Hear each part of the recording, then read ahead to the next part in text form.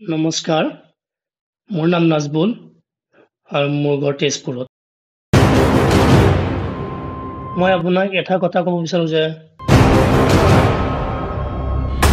মই কোনো medical student বা ডক্টৰ নহওঁ।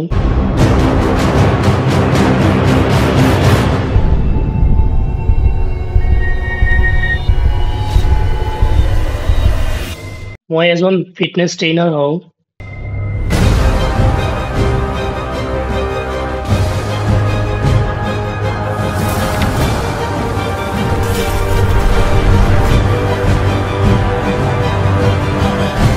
গোটেই ভাৰতবৰ্ষত অলমষ্ট 2 লাখ মানুহ প্ৰতি বছৰে মৰি আছে আৰু গোটেই পৃথিৱীত ক'ব গ'লে 4 লাখ অলমষ্ট 5 লাখ মানুহ প্ৰতি বছৰে মৰে।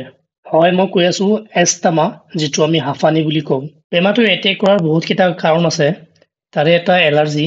তো মোৰ এইটো বেমাৰ আছিলে 2015 পৰা 2021 লৈকে মই বেমাৰত পৰি আছিলোঁ। এইটো সময়ত মোৰ বেমাৰত থকাত 1 মাহত 5 টাইমছকৈ মোৰ এটেক আহিছে। সেইটো সময়ত মোৰ চিকিৎসা, মোৰ মেডিচিন, চৰকাৰী হস্পিটাল, প্ৰাইভেট হস্পিটাল চবতে মই চিকিৎসা লৈছোঁ। ইয়াতে মই জাৰ্ণি ষ্টাৰ্ট কৰিলোঁ 2021 পৰা। অলমষ্ট 1 বছৰ মোৰ কষ্ট হ'ল ষ্টাৰ্টিঙত। মই কিয় ষ্টাৰ্টিং কৰিছোঁ? মই জিম জইন কৰিছোঁ ইয়াত আহি পেলাই।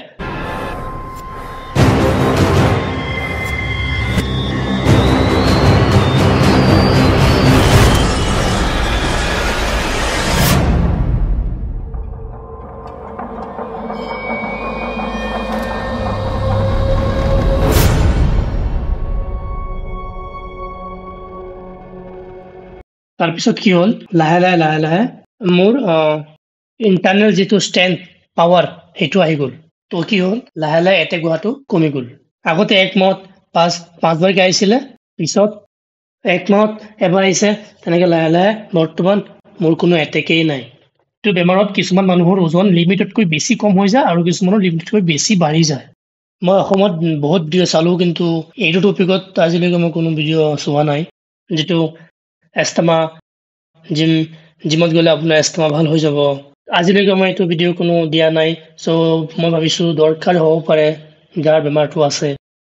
কি কৰিব, কি কৰিলে ভাল হ'ব? এটা সময়ত মই বহুত ইউটিউবত চাই আছিলোঁ যে বেমাৰটো কেনেকৈ ঠিক হ'ব, কিন্তু লাহে লাহে একো পোৱাই নাই।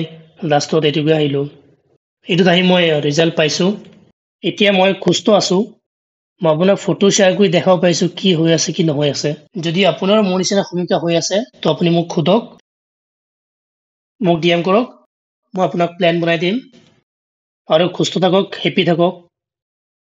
ধন্যবাদ।